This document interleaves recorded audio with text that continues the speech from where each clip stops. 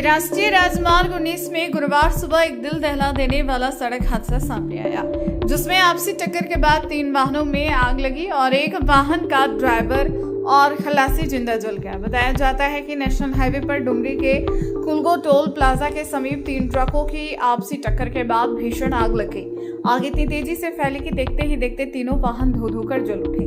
प्रत्यक्षदर्शियों के अनुसार कोयला लदी एक मिनी ट्रक को पीछे से तेज रफ्तार ट्रक ने जोरदार टक्कर मार दी।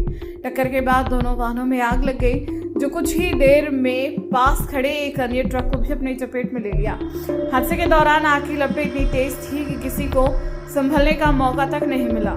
इस दर्दनाक घटना में मिनी ट्रक के ड्राइवर और खलासी जिंदा जल गए।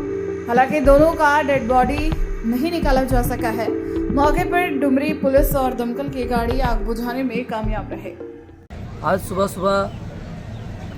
16 चक्का का एक टेलर के रूप में थे, उसमें गुड़ लोड थे।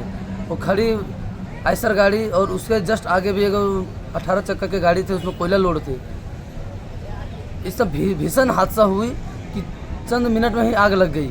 और इसमें ड्राइवर अब क्या दबे हुए हैं कि इसका आशंका नहीं सोच पा रहे हम लोग, लेकिन तुरंत देखते देखते आग लग गई है।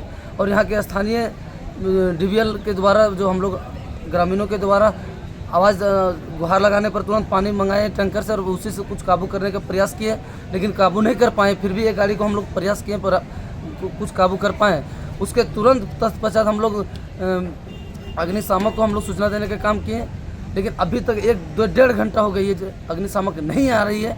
बहुत ही चिंताजनक की बात है। हम अभी इस माध्यम से, चैनल के माध्यम से गुहार लगाते हैं कि डुमरी प्रखंड में अविलंब अग्निशामक की व्यवस्था की जाए।